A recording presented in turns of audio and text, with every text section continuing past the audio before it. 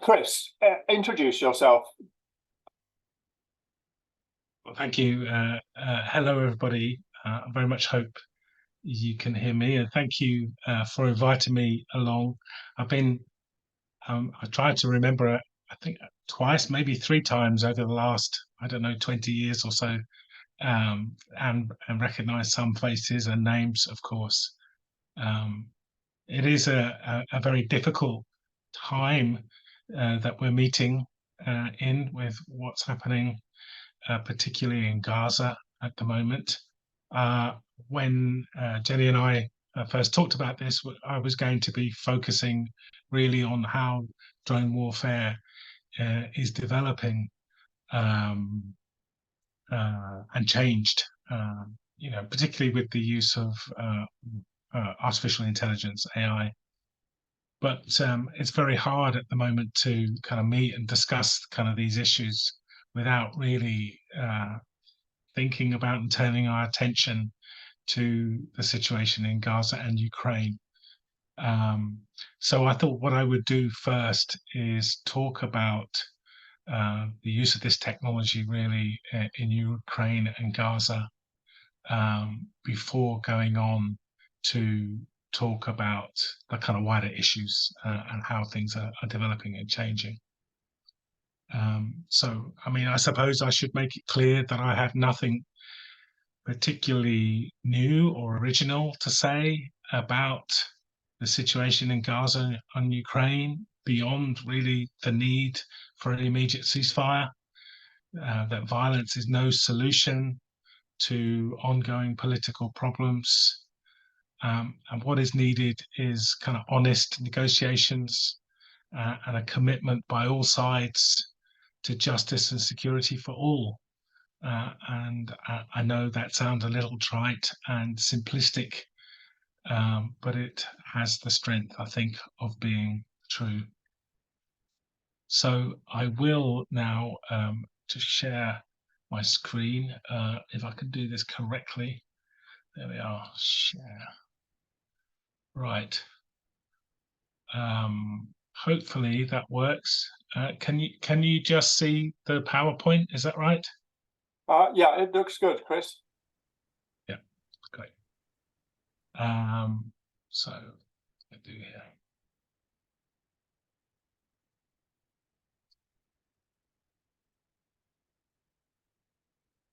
So, as I say, to be clear, I suppose I'll just say a little bit about what's going on in Gaza and Ukraine. But just to start off and to be clear, really, military drones now come in all shapes and sizes. And primarily, I think there are three broad categories of drones being used for military purposes. The larger armed drone, the Predator type drone, I think that we all know about. The UK has the Reaper, but there are other large systems that can fly for around 24 to 40 hours at a time, with the crews being changed on the ground. And these drones, fly, undertake surveillance, but also armed strike. Often during the missions, they're looking for what they call targets of opportunity, but also undertake pre-planned strikes. And it's this kind of type of drone really that I've been concentrating on, and we've been concentrating on for the last 12, 13 years. But of course, there are other types. So secondly, I suppose, is the kind of smaller models that are kind of used for surveillance and gathering intelligence, kind of a little bit bigger than the ones that you can buy off the shelf, the commercial quadcopters. And they're used really for intelligence gathering and kind of fly maybe for an hour or two. I can fly for a distance of, a few kilometers, maybe up to 10 or 20 kilometers, generally undertaking surveillance. And then the third category that we've seen a real growth in recent times is the so-called suicide drone, or perhaps better to call them one-way attack drones. And there are many different types of these drones, and they have more akin perhaps to missiles, but they have grown out of drone warfare and are kind of come under the rubric of drones.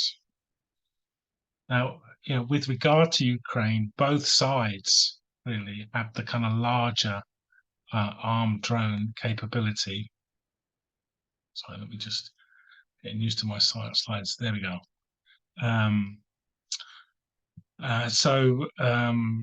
Ukraine, I'm focusing on Ukraine first. Ukraine really has been using the larger Turkish drone, which it bought before the war, but also Turkey supplied them after the war began. And Russia has its own developed Orion drone. As you can see there, they're very similar-ish. So early on in the war, Ukraine use of Turkish drone was very much seen, was hailed and talked about as, kind of hero of the resistance, and, was very much seen as doing very good and effective work. Propaganda, of course, is always a feature of warfare, and the video feed from these strikes on Russian tanks was shared over and over again. But these drones, the larger drones, both the ones used by Ukraine and Russia, were quickly shot down or withdrawn from the battlefield due to their vulnerability, really.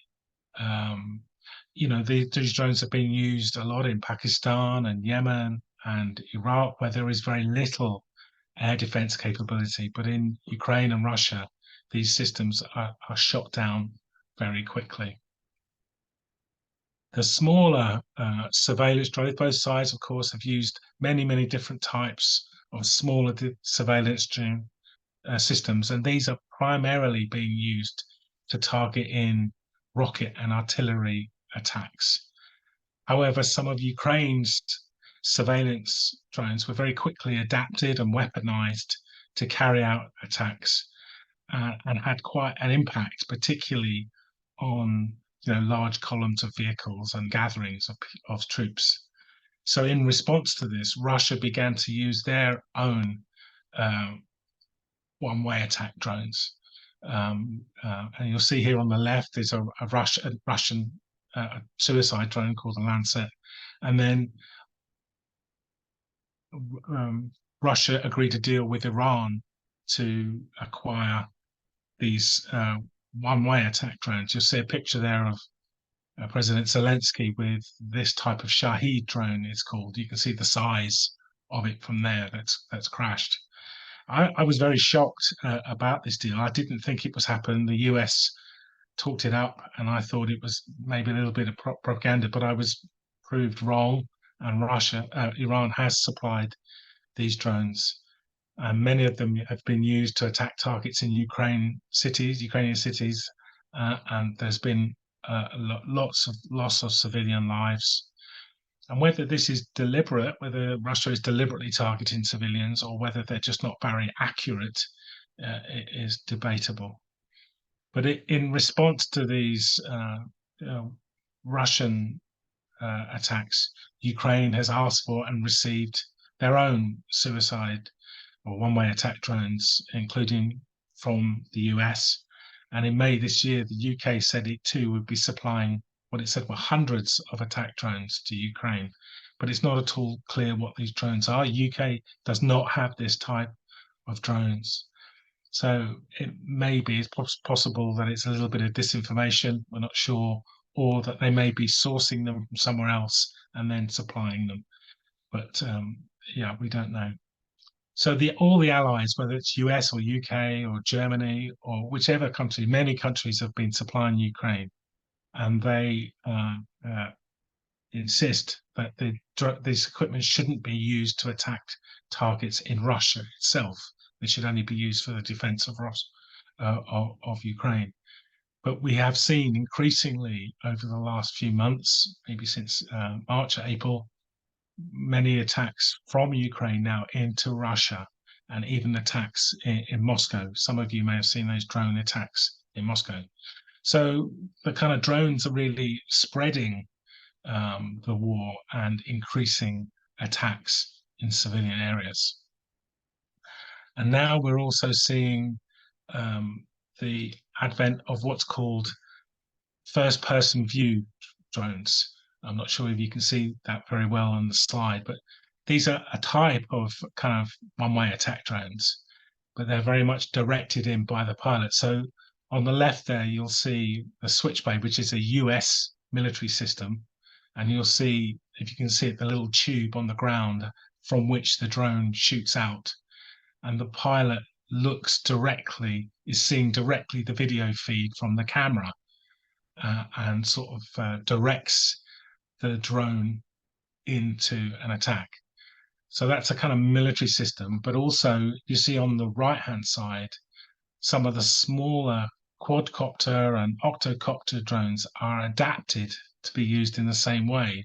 So you'll see in the picture on the bottom right, a kind of drone with a shell attached to it. And the pilot in a bunker, as you'll see, has got these kind of goggles through which they see directly what the drone is seeing, and they guide it in to an attack. So we have a little bit of a video. It's just a few seconds of a video here, which kind of shows it. It's not graphic, don't worry. So there we go. I'll just take that back to back. So you'll see here the Russians, these are used very much for propaganda, where the drone flies in and hits a bunker, and there's another drone filming for its propaganda feed, and they come out and look for the injured man, and then another drone comes in, being directed in, and the soldiers hear the drone approaching and run away, and then the drone is viewed in and attacked again. So these type of first-person view drones are being used an awful lot at the moment, and are gaining not just in Ukraine and Russia, but are being adapted and used by all sorts of groups around the world. So that's a little bit about the situation in Ukraine. So let's kind of turn a little bit now to Israel and Palestine. I'm sorry. So in Palestine, drones are primarily having to be used by the Israeli forces to undertake attacks. And Israel has been at the forefront of drone warfare for many, many years. And in many ways, the drone warfare that we have today grew out of the occupation of Palestine. The whole idea of withdrawing troops in favor of carrying out remote warfare, through the use of ongoing surveillance, whether from drones or cameras or helicopters, and then remote attacks and using drones, but also targeted killing of particular individuals. That's, very much pioneered, I would say, by Israeli Defense Force. And we continue to see that today, not just in Gaza over the last few weeks, but also now in the West Bank. There have been a number of drone strikes in the West Bank, not just in the last few weeks, but particularly in the last few weeks, but even before the October 7th attack, we've seen drone strikes in the West Bank, and there haven't been air attacks, helicopters, fighter jets or drones in the West Bank for many, many years, perhaps 20 years. Until recently, Israel's never actually acknowledged that its drones carry out airstrikes. We knew they did, of course. There were many eyewitnesses accounts and medic accounts, but also leaked accounts from Israeli officers and officials, and through WikiLeaks, of course. But it wasn't until last year, actually, that Israel officially acknowledged that it was using drones to launch strikes, that its drones were armed, if you like. So we know that they have 3 of the larger type of armed drones, Hermes 450 and the Heron TP and a Heron 900. So yeah, maybe we can talk a little bit about Elbit in a minute, which makes the Hermes 450. So Hamas does have some crude drone capability. They released a propaganda video earlier this year that showed test launches of what they call a suicide drone, the Al-Zawahiri. He was named after an engineer, a Tunisian, who was working with Hamas on their drone program and was assassinated by Israeli intelligence services. But there's no evidence that these systems were used in the October 7th attack or before them. There has been some claims that they've started to use them, but that's not independently confirmed. But like elsewhere, Hamas, like many non-state groups now, are adapting this technology and want to have the idea of remote warfare themselves. And again, I'll show just a little bit of video here, which shows that at the beginning of the October 7th attack, I hope you can see that, they used these cheap commercial drones to attack some of the observation posts at the wall, the wall between Israel and Gaza. And so to kind of defeat really the wall and the communications towers. And so that's how they began the invasion, by firstly destroying, using drones, the observation towers, and then they moved on to using rockets and other systems.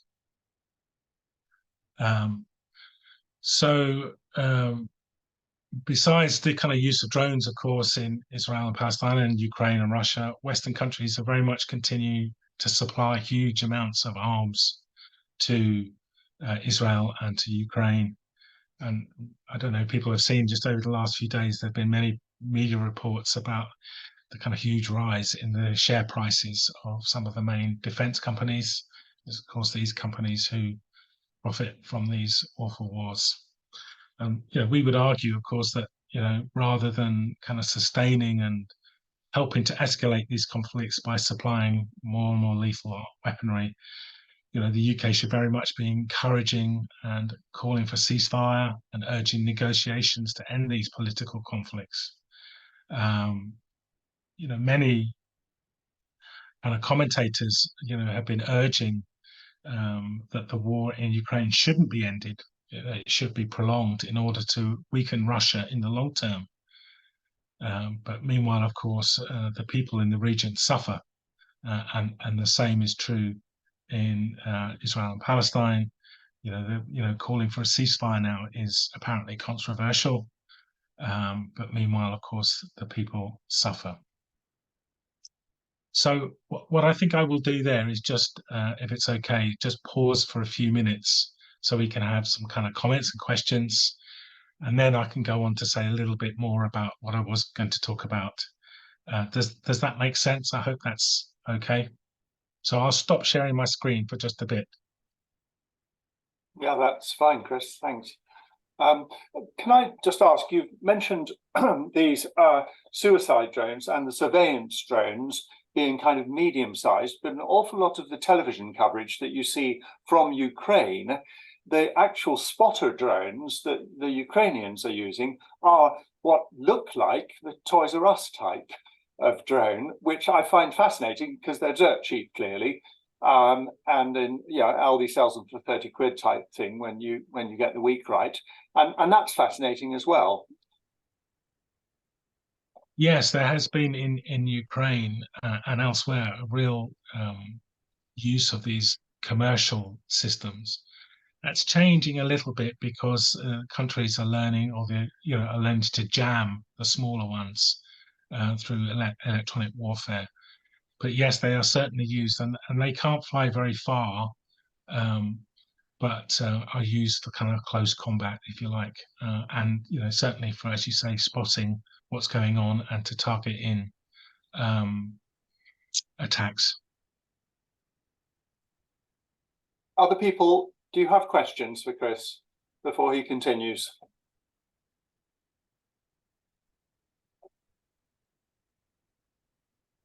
I was half expecting you, when you showed the Hamas drones, I was half expecting you to say, and they are supplied by Iran. Well, there, there's a lot of political argument about how directly Iran is involved in supplying Hezbollah and Hamas and other Houthis in Yemen and others. I doubt if they're directly supplying the drones themselves, but they will be supplying technological know-how and plans, because lots of these systems are just slightly different. They're some are cruder than others. So if they were manufacturing them in Iran and then directly supplying them, we would see a communality. But there's more of a communality of the technology, but not, they're not exactly the same. So I think they're supplying know-how, engineering know-how, really. Peter, you have your hand up. Thank you. Chris, I wondered if you could just tell us a little bit about this recent development whereby drones have been given permission to fly, I think, is it out of RAF Waddington?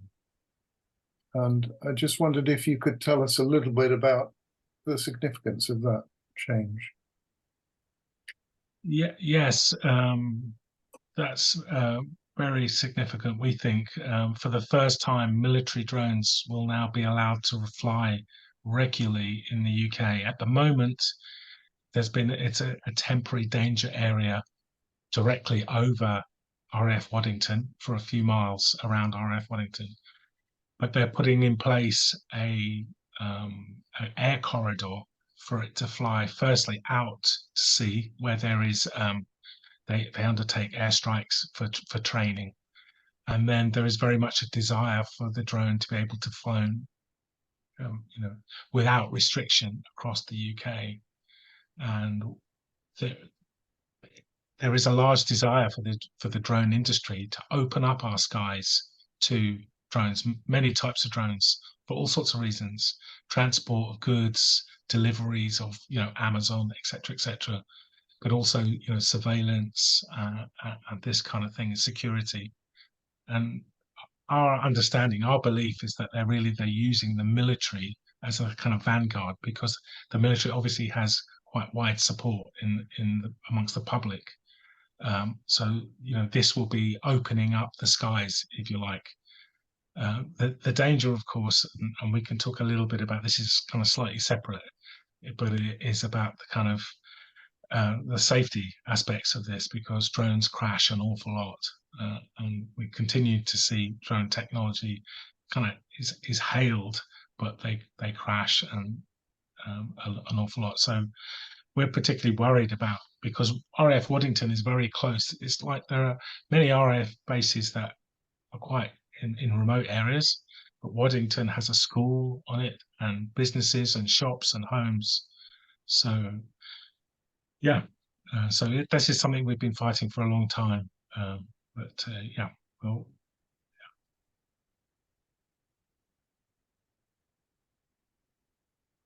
I don't know, Jenny, I think you mentioned you wanted to ask about Elbit in relation to what was happening. I don't know whether it's worth us talking about that at the moment. Jenny, you're on mute.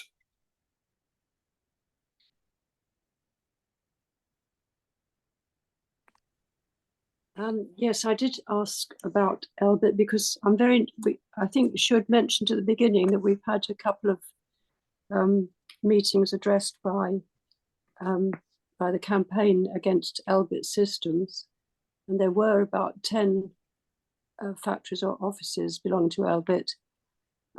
But I think the Palestine campaign, has managed to close down 2 of them, which is a tremendous effort, and one that should be applauded, in my opinion. And Elbit systems, as I understand it, is an Israeli-owned. I don't know whether you said this at the beginning, because I missed the beginning chat tonight.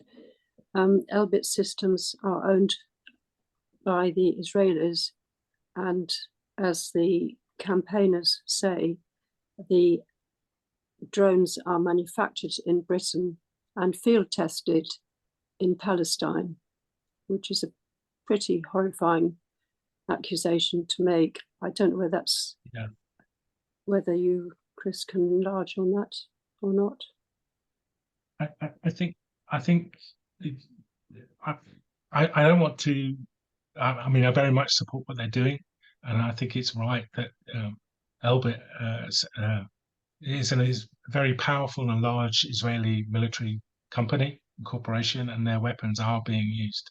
I think it's hard to say that the drones are manufactured in the UK. I mean, they're the system. Elbit is a worldwide company, and they produce military equipment for Israel, but also for many other countries. We have looked, and others, and Amnesty and others have looked very closely at exports from UAV engines and Elbit, and it's hard to trace them. And to be honest, I don't think the Israeli Defense Force would rely on this little company in Shenstone for supplying a very important part of its military structure. However, it is owned by Elbit. Elbit has lots of bases, as you say, Jenny, about 10 companies here in the UK operating. So it's very much right to challenge those. And UAV engines in Shenstone produce engines for Elbit systems. It's just very difficult to say that they are used themselves. Those engines are used in the occupation. They may well be, but it's just hard to say that certain. Thank you. Because of the secrecy surrounding this stuff.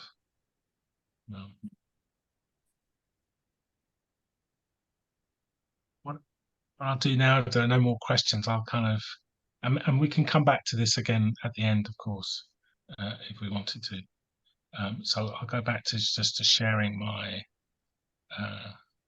screen. I hope that's come back there. It's fine. Hello, sorry. It's good, Chris. Yes. Yeah, it's good. Great. So just now for a few more minutes, I just wanted to talk about how drone warfare is beginning to change, because there are some important things that have happened in regard to autonomy and AI. As people may know, there is this big AI conference taking place in Oxfordshire, in fact, isn't it, at the moment at Bletchley Park.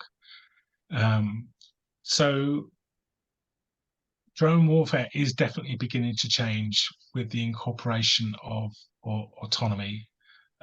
So over the last, I don't know, half a dozen years or so, we've seen real rise in drone proliferation across the globe. So when I first started talking about this, there were only 2 or 3 countries that were operating armed drones, but now there are 25 to 30 countries. And I'm talking here, when I talk about armed drones, I'm talking about the very large Predator, Reaper, Bayraktar type drones.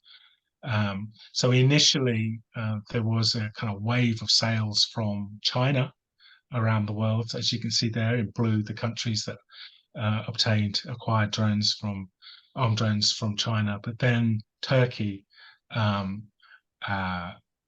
has begun to exporting drones, and many countries now acquired drones from Turkey. And the consequences of this is a large increase in the number of civilian casualties from the use of drones in various conflicts, because we do tend to hear about some conflicts rather than others. The conflict in Ukraine in particular, until the last few weeks. But there are drones have been used, and of course civilian casualties in Ethiopia and Mali, Sudan, and lots of other countries which we don't necessarily hear about. But alongside this, what I guess we could call horizontal proliferation around the world, we're also now seeing a vertical proliferation, in that the technology itself is changing and developing.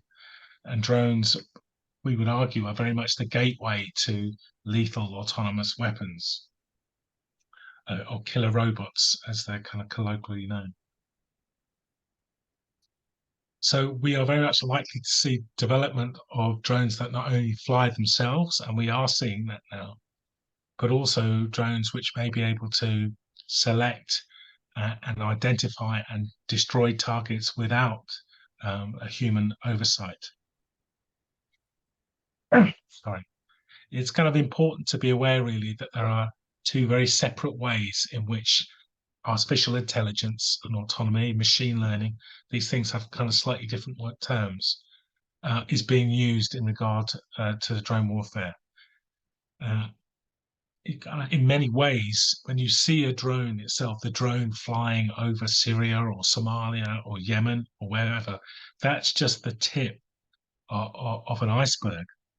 And below the surface, there is this huge intelligence gathering, intelligence analysis, and intelligence distribution operation that's often called the data machine. And as you probably know, there is a kind of whole cycle of this where, there is identify, we need this intelligence about this town or this area or this person.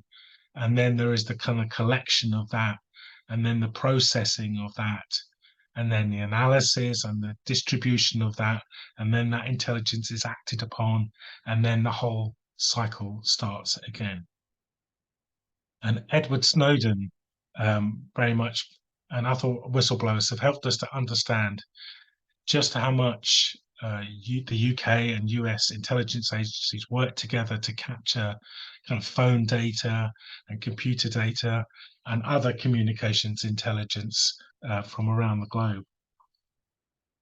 And there is enormous mass of data that is used and is shared and mined by agencies for many reasons, but not leastly to develop targets for drones to, as they call it, find, fix, and finish.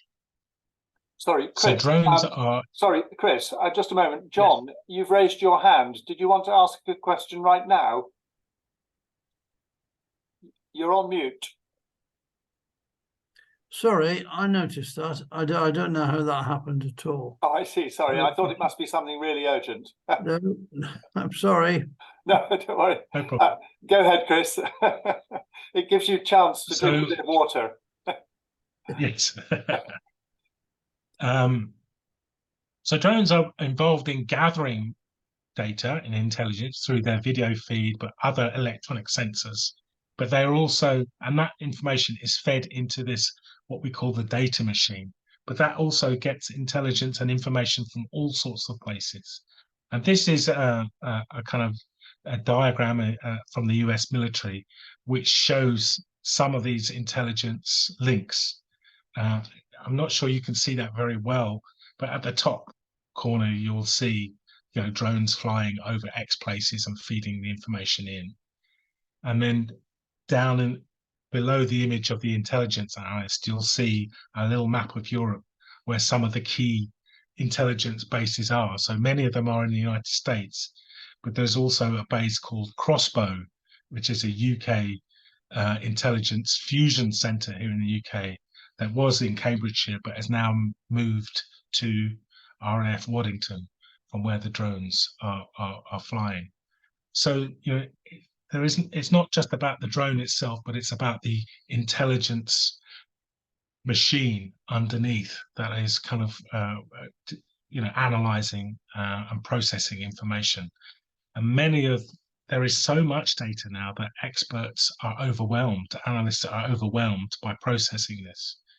And they have, of course, turned to computers and algorithms to process and analyze this information. But it's become abundantly clear over the past decade that analysis of this raw data is often flawed and can lead to the wrong person with a similar sounding name or with a related phone number being targeted by mistake. And it's begun to be argued that artificial intelligence will be better at analyzing this information, this intelligence, than humans.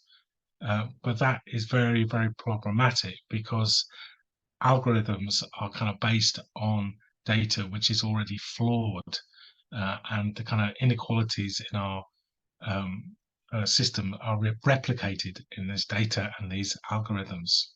So it's the way that AI is going to be used and is beginning to be used to analyze this information is very problematic.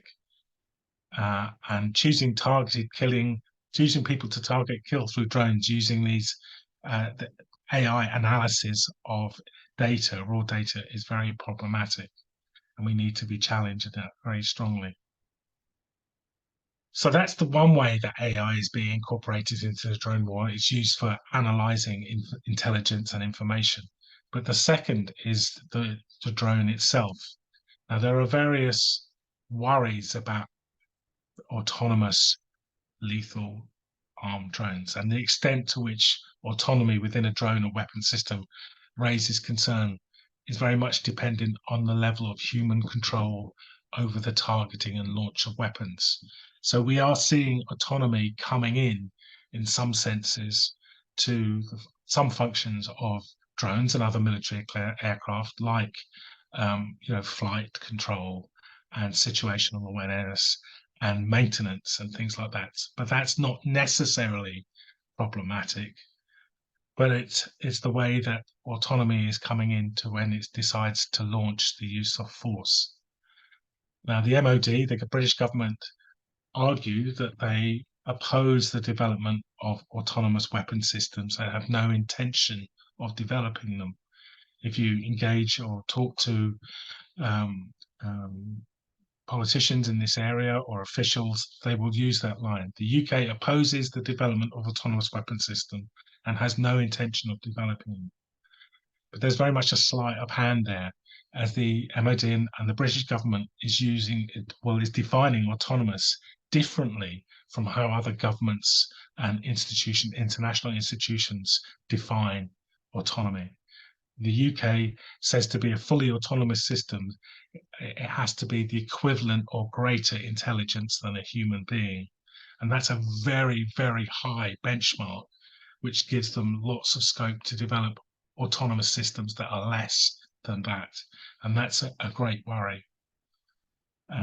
So although the UK says it's no intention of developing these systems, there is an awful lot going on in the background by government, private companies, and other organizations developing autonomous drones which can deliver lethal force. So at the end of last year, for instance, in December, just not far from me here in Shaftesbury, on Salisbury Plain, the MOD had a big exercise trialing autonomous and algorithms to fly a swarm of drones. And this exercise was a joint UK-US exercise under a new US-UK autonomy partnership. And we've got MPs to ask to see that agreement, but that's been refused. We're not allowed to see that. MPs are not allowed to see that. So alongside this testing of AI software to control and enable drones, we're now regularly also seeing drones very much flying autonomously with no pilot at all. So at the moment, the larger armed drones that we have, there's a pilot on the ground literally controlling the drone. The cockpit is there on the ground, but it's just on the ground. Now these drones that are flying now, there is no human pilot. Through a computer, the drone is instructed to take off, to fly to a certain location, perhaps conduct a test or conduct some surveillance using its sensors, and then to return to base. So that's happening now already. These things aren't operational, but they're very much around and are being developed. So the next step, of course, is for the drone to be able to choose its target. So alongside this, both the UK and the US are developing what are called these loyal wingman drones. These are systems that fly alongside military aircraft and can carry out strikes and surveillance as well. And the US has just announced that it's building 1,000 of these drones over the next 2 years. And the UK say that they're releasing their own plan very quickly. by the end of the year on this. And we're very much seeing companies very much involved in this. BAE Systems and Kinetic, or a big UK company, have signed an agreement to develop these systems and work to bring in autonomous uncrewed systems, as they call it, drones. So despite these denials from the government, very much behind the scenes, they're pressing ahead and testing and trialing on this.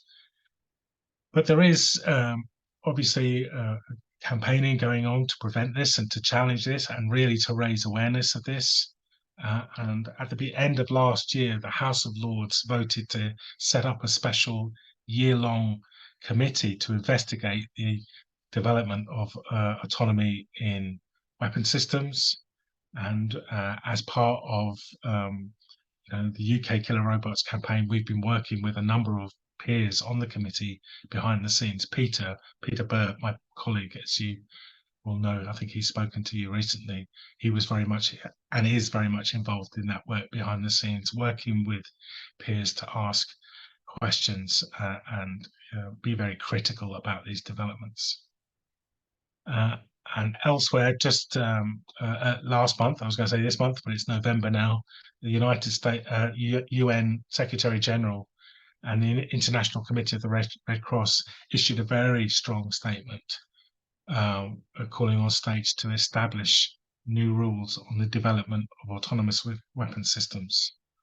And just today, the good news is there was a resolution put before the UN calling for a new process to be set up to investigate the legal and ethical and security challenge of autonomous weapon systems. And thankfully, that resolution passed today. You just heard that news. So this is just the beginning of a process. A resolution calls for the UN Secretary General to seek the views of states and to set up a process to investigate this. And the hope is that this will become something like the Landmines Treaty or the Arms Trade Treaty, which obviously takes many years, but we have kind of got to this hurdle now where the UN has agreed that this is an area that needs to be investigated. So I'll just draw to a pause there, and maybe we can have some, again, people have some kind of comments or questions. So, as we've seen, the situation, as we all know, really, the situation in Gaza and Ukraine is sort of almost fading into the background, really, but it is awful. And at the same time, sort of governments and corporations continue to develop and fund and invest in this new technology to develop ever more deadly weapons. And it's very hard, isn't it, to kind of keep focusing on this, and it can be very grim and very wearing. But as you know, I mean, I feel like I'm teaching my grandmother to suck eggs here, because you guys have been kind of focused on this for many times and keep going. So it's important that we do keep going, and kind of argue that we need justice and equality, and that violence doesn't bring peace and global security, but peace and justice brings global security. And I think that's the basic argument that we need to be making to family and friends and work colleagues and in our communities who are troubled by what's going on in the world, and to kind of argue simply that more weaponry and violence won't solve these problems. Justice will. Okay, so I'll grind to a halt there and stop sharing my screen. Yeah. Thank you, Chris. So you're happy to take questions, Chris? Yeah. I haven't stunned everyone into silence. Phil, you're on mute.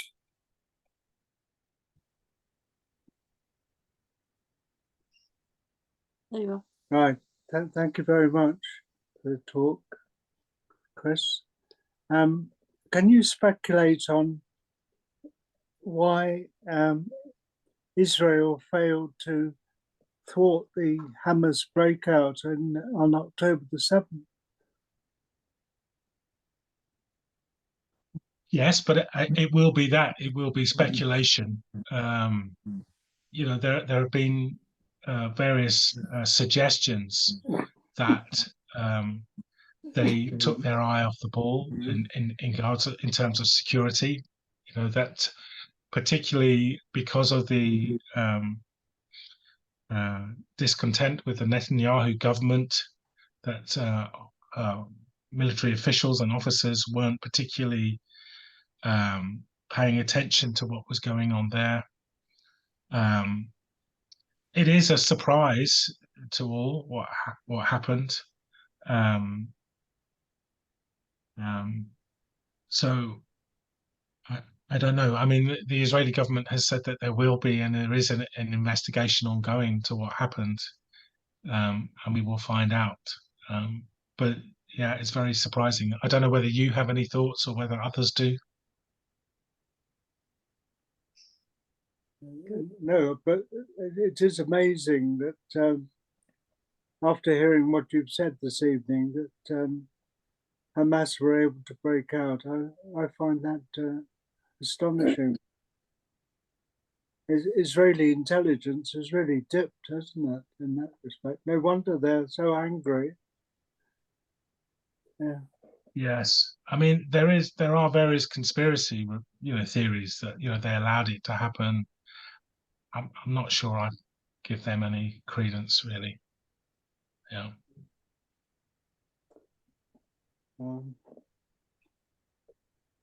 Hi, Sue.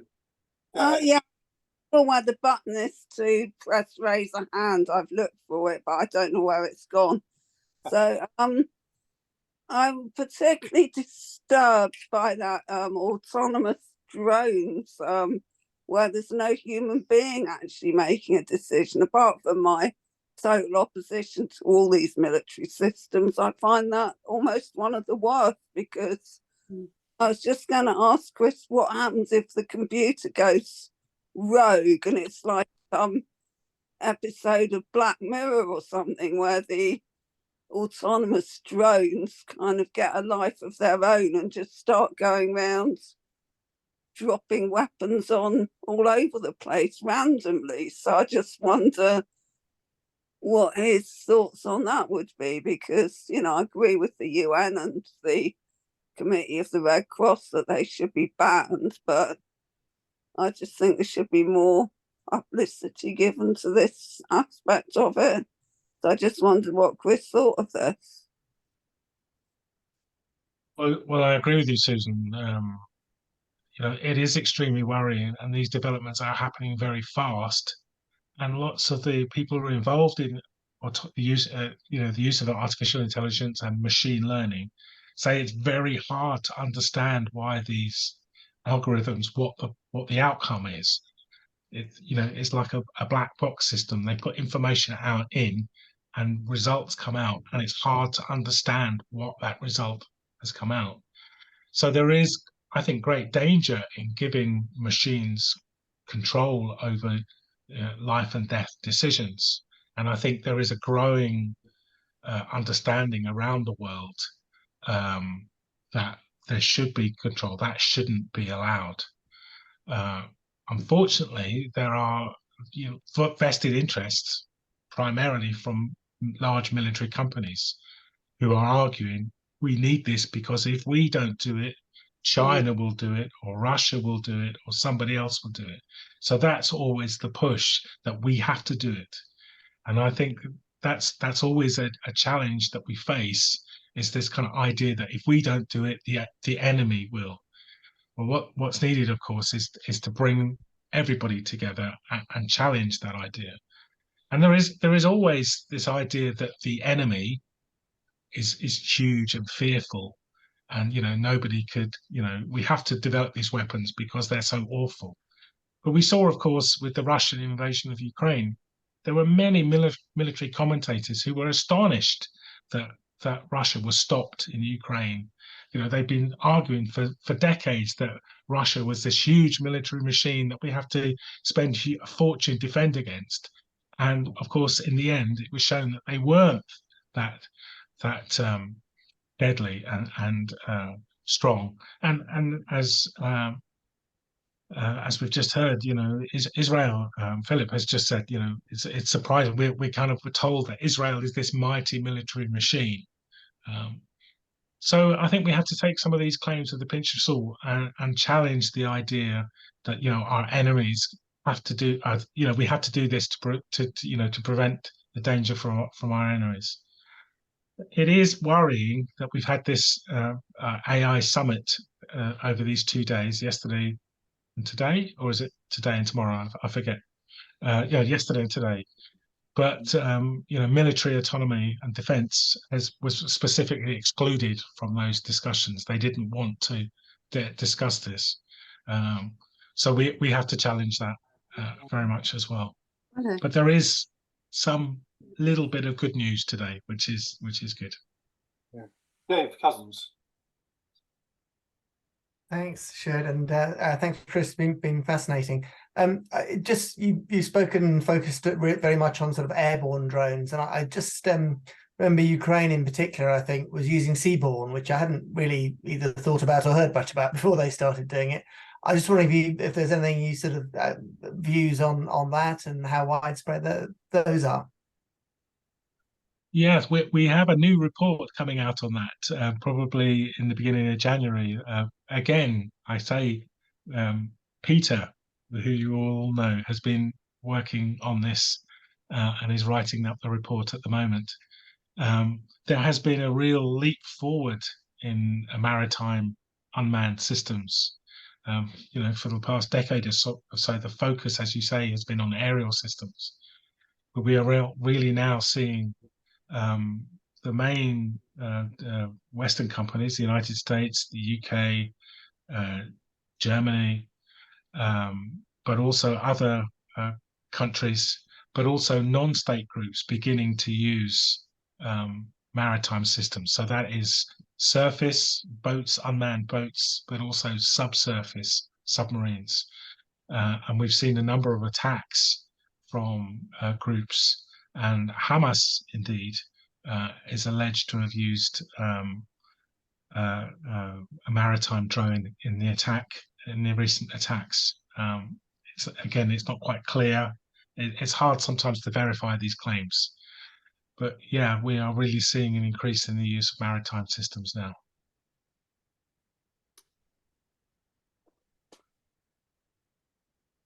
Phil. Hang on. Yeah, it's good.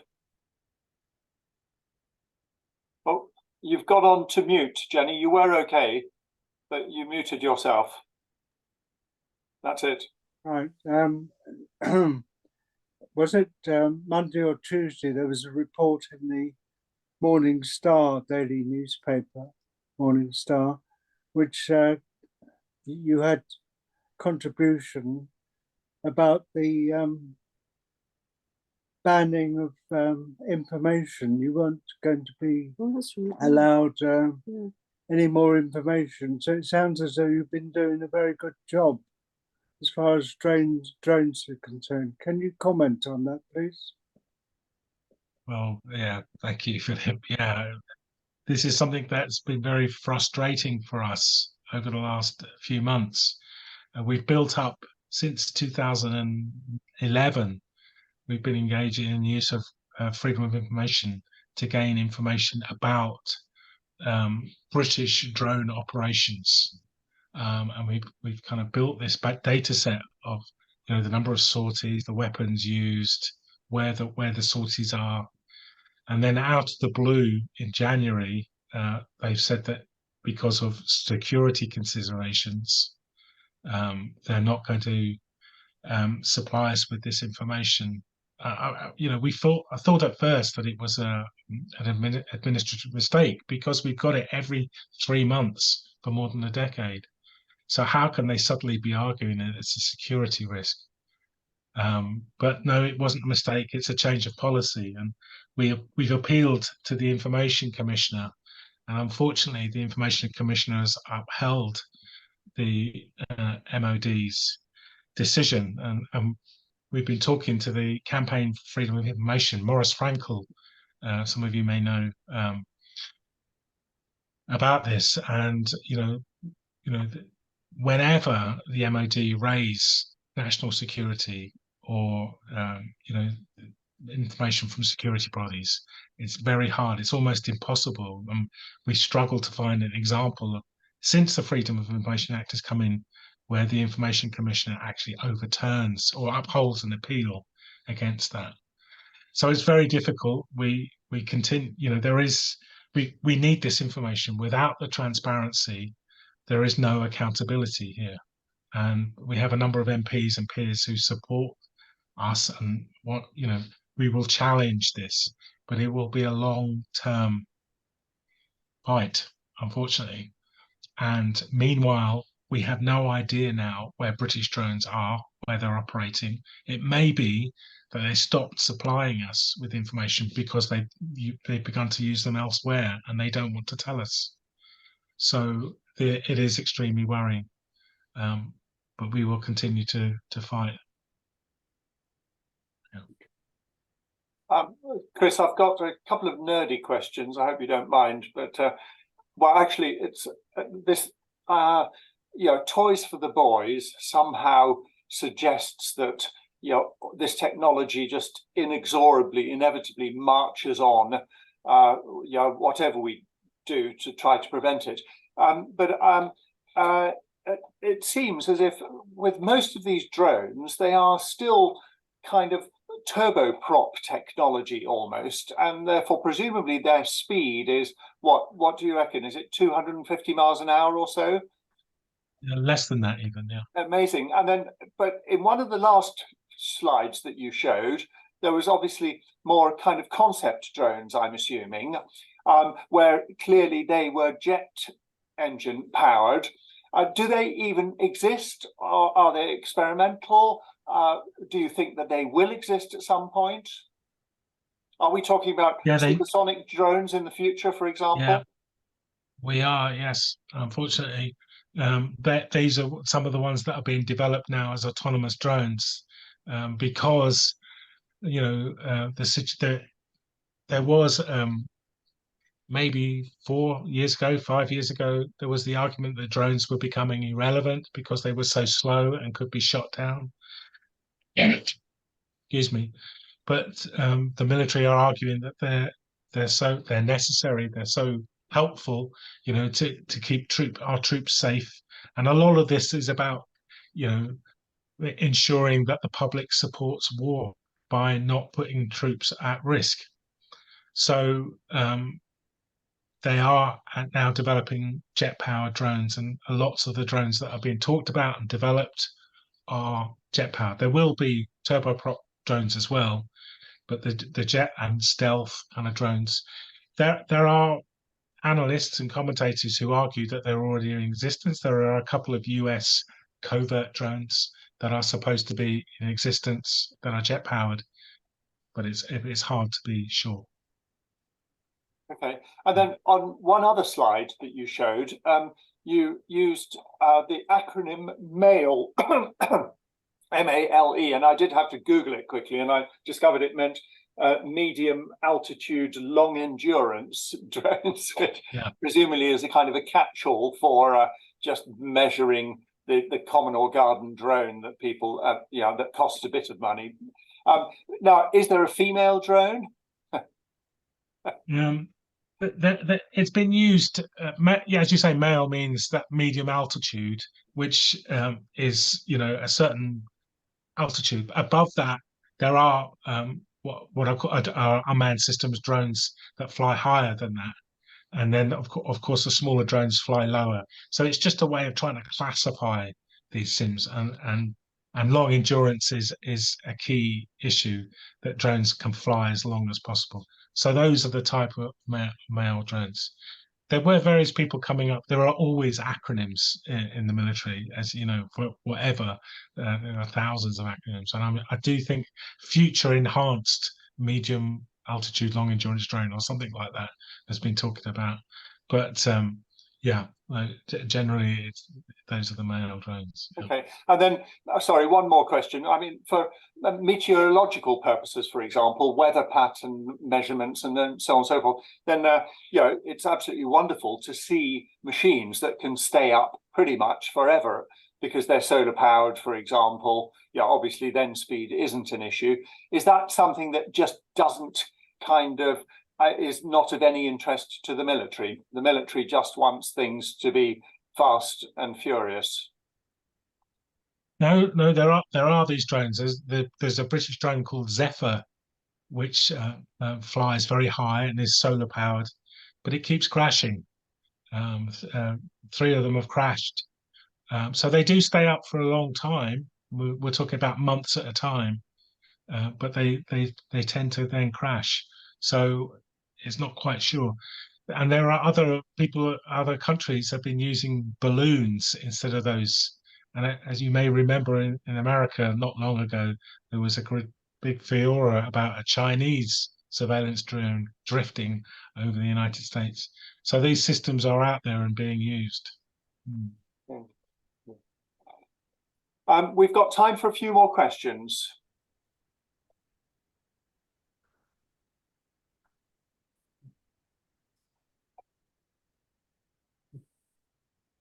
Or not, we can all have an early evening. Yeah.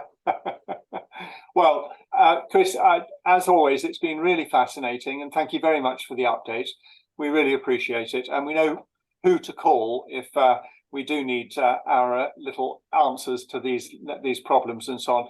So thanks again for turning up and giving us this update. Thank you, Chris. You're very, very welcome. Yeah.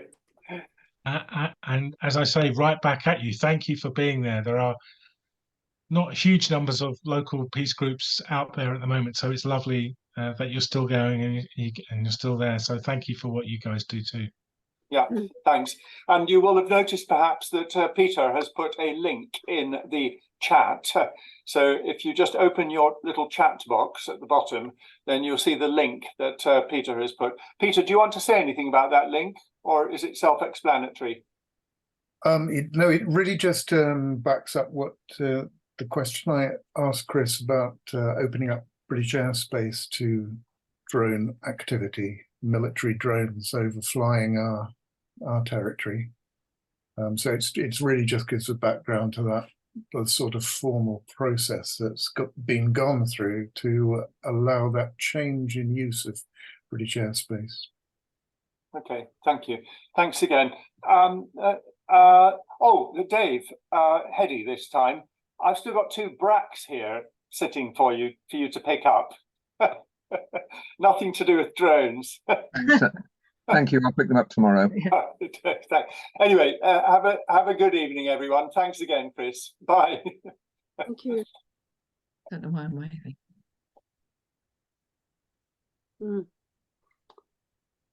Right. Yeah. Let's see who's last to leave. Going to be me, so that I can say hello to you. Oh, all right, okay. Have you not got any video, Carrie? I didn't want you to see me eating my curry. Oh, I see. Well, you can show us now. No, I've finished it now. Oh, I see. Yeah. Well, in fact, it was your curry that I brought with me. Yeah, okay. I hope it was tasty. Yeah. It was, yes, almost too tasty. Adam's saying very nice. Oh, okay, good. Yeah. Yeah, all right. Well, if the rest of you disappear, then Karen and I can have a conversation. I can't end the meeting. Well, no, you can, Shuey.